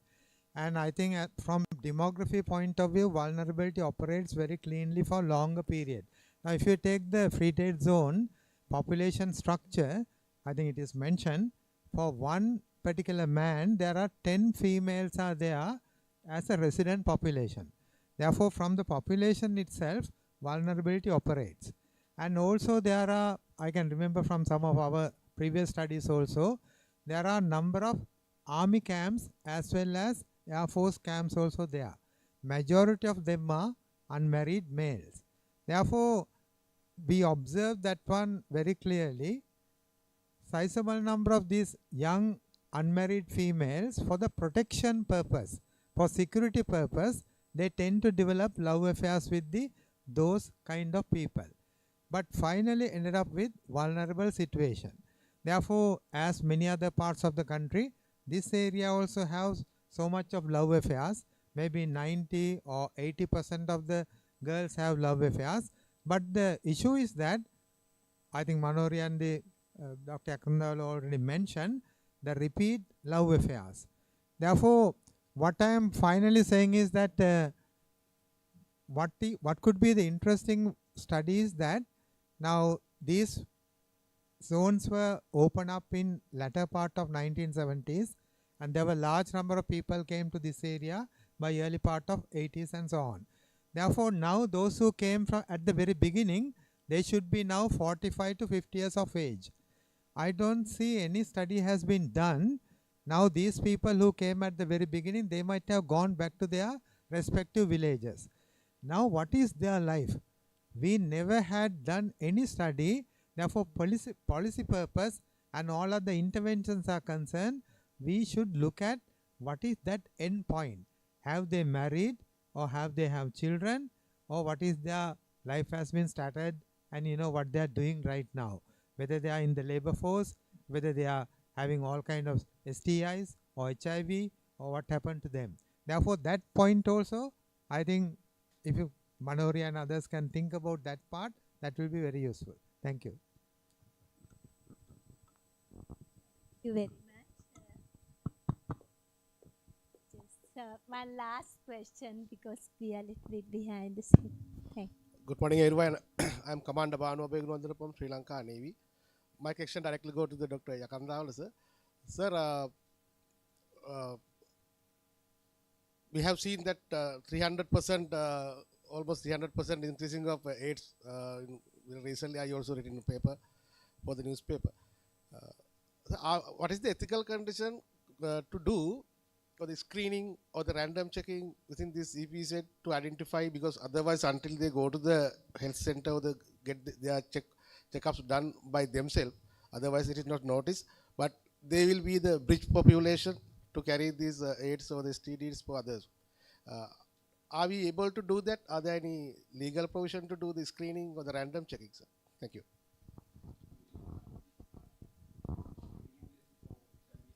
Yes, sir. Yes, sir.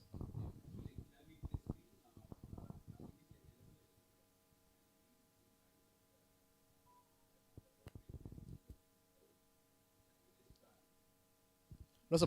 I'm asking that in particular EPZ, the zone people who are working over there, or the managerial level or the health sector, can go and do random checks without maybe definitely they have to agree for that. But the random rather waiting for them come to the health sector, can we go and check whether it is happening or not? To the how the that is the legal point. No, that we can't do. We can't do that because random testing they should come. Actually, what we can do, we can educate them and educate them about the importance of testing if they have some kind of behavior, and the services are available even with the Family Planning Association clinics or nearest STI clinic or in the private lab. And now the key populations where the people who are having high risk sexual behaviors, now there are some programs happening all over the country, and for them of course they can find a person who is handling that, and there are self tests available. They do their test themselves. So those things will be available in the market in the near future, but this is the situation now, and because with their consent only to do that, we can't do any random testing among the PPL. Thank you, sir.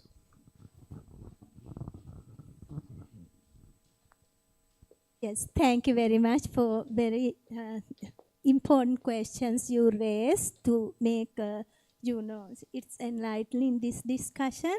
So let me wrap up today's discussion. So I must thank Professor Manori, Dr. Akandavala, Dr. Nusra for your very, informative and also very useful aspects that you brought in discussion. So very first you have mentioned that still vulnerability is there. But the issue is only one hand we see that the demographic, as Professor Indralal very correctly mentioned, demographic dynamics are concerned very much compositional wise, very different. So in order to address that issue, it is very difficult to address that matter. But the second point you all raised, this is not a matter of EPZ. I think so our audience also, lots of questions came up. So this is matter of how we deliver comprehensive sexual education for individuals at school level. The third point is, so why EPZ during the last 4 or 5 decades, why they have been in this situation? So generation to come. So how are there any new ways and means to address this issue? I think I really would like that Professor Dr. Yakandavala already mentioned that the 7 component of comprehensive sexual education. But again, from Dr. Sashi mentioned in the university also, Department of Demography is trying to, provide some sort of knowledge through enhancing courses. So still there is a lack from our side also. So everyone is struggling how to address these issues. So we need to think from research point of view, very good idea came from Professor Indralal. We need kind of longitudinal research study in order to address how through the time, so these problem impact on society and also individuals' life. And I think in order to, highlight all these issues are all known facts rather than unknown. But the problem is how we are going to address, because Dr. Rantunga already raised the question. We are doing research, we are repeating the same question, reinventing wheel, same wheel. So I think in order to address all these issues, one kind of policy, national policy, we need to revisit national population and reproductive health policy. I think that is the one way to address. And also, if we can, policy making also doesn't make, sometimes problems. So we can't solve all the problem, but implementation, and also we need comprehensive programs and action oriented programs in order to implement those things. Because we see that during when I was junior lecturer, so I think Dr. Kandaval, you can remember Dr. Abekon was the head of the population division. We had a program. So the academia and medical doctor and visit schools to do a program. So I myself actually had schools around Colombo. So there, but there we face some issues how to communicate to them, because teachers are, not willing to support. So by that time, now 20 years gone, but the problem is the same. So I think everyone in this forum, I think we need to find proper ways. I think the only thing we can do is we can inform the policy makers. We need to take this action because now population is declining. We need to address, certain aspects of health and well-being is the key. SDG goal number 3 is concerned. It is connected with all other SDGs. So people's health and well-being is concerned. Reproductive health is very much, essential, and we need to take into consideration. This is urgent need. And I think with the research point of view, we can provide whatever evidence. But practitioner perspective, I think you all can advise how to do that. And the access point of view, you know how to access, but it is not easy. But at the end, if policymakers are not hearing, listening to us, no? So that means, so there is a gap. So addressing gaps can only be done only through the, the advocacy. So then we need to advocate at through policy briefs, and maybe rather than we can have levels, 3 levels program at government level and also community level and individual level. Empowering people is should be the key. Thank you very much. I must thank all eminent panelists. I think so they have contributed a lot, and also from our audience. Without your questions and without your participation, this would be a effective discussion. Thank you for contributing to this. Thank you very much.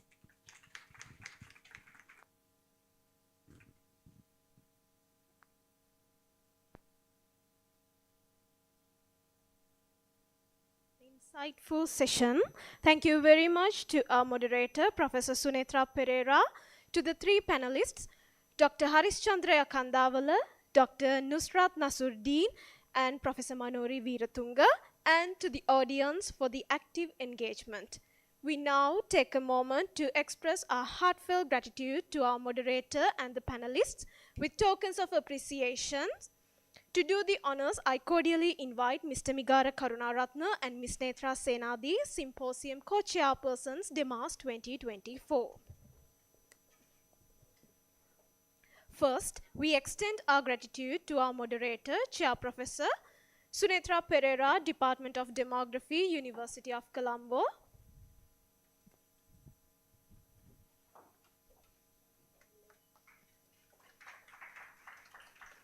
Next, to our panelist, Professor Manori Veeratunga, Department of Demography, University of Colombo.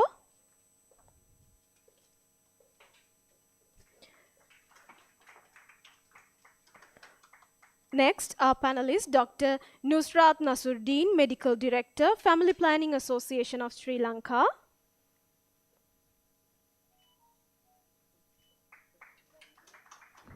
And finally, to our panelist, Dr. Harishchandra Yakandavala, Public Health Expert. Thank you.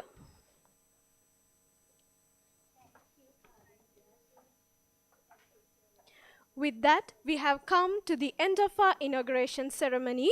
To wind up, I would like to invite Mr. Migara Karunaratne, Symposium Co-Chairperson, DEMAS 2024, to deliver the vote of thanks.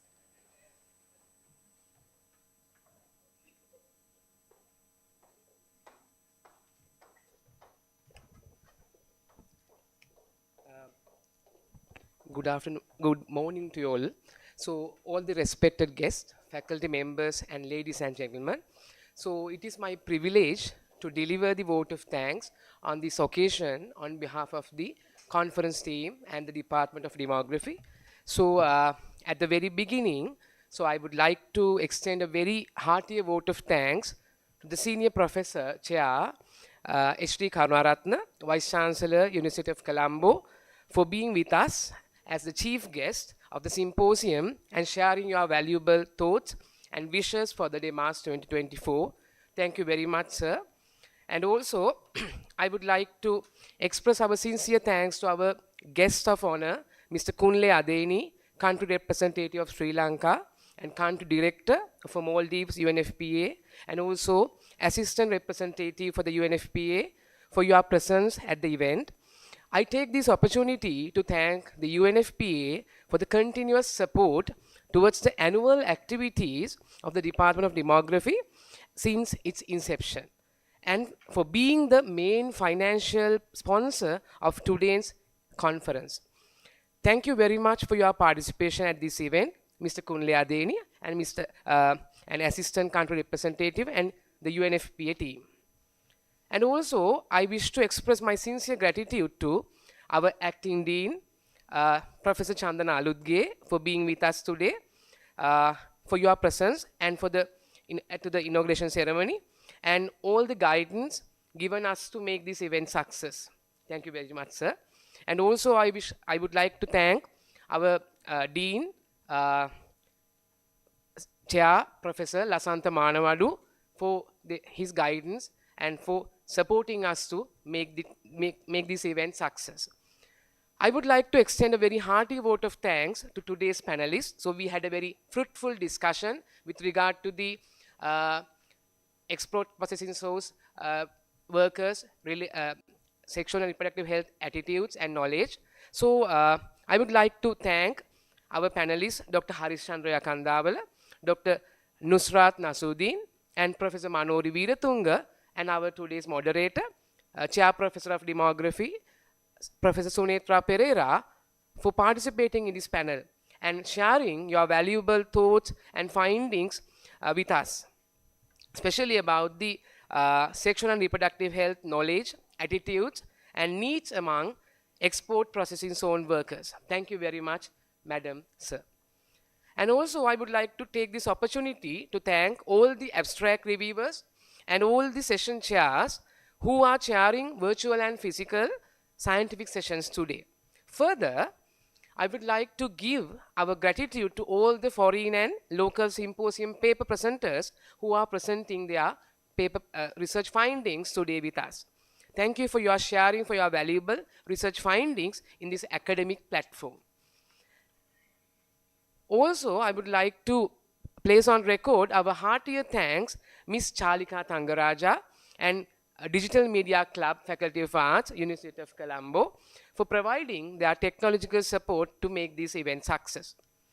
Also, my thanks will go to the foreign and local participants who are presenting today, as well as this is a very huge task. So I wish to express my sincere thanks to our head of the department, Dr. Kumudika Boyagoda, for her advices and valuable support given throughout this process, and also our to make this inauguration ceremony and the upcoming events very successfully. As you all are aware, organizing this kind of an event is a huge process, as I mentioned before, and it needs teamwork with different parties. So therefore, I must mention our deep sense of appreciation on behalf of the co-chairpersons of the symposium. I would like to appreciate my team for their tremendous support given throughout the conference. Without their dedicated support, this event could not have been come up to this quality. So thank you for both academic and non-academic staff of the Department of Demography for your valuable support. So thank you very much once again and again for you all for being with us today, and I wish you for a productive and fruitful day with our conference. Thank you very much. Have a nice day.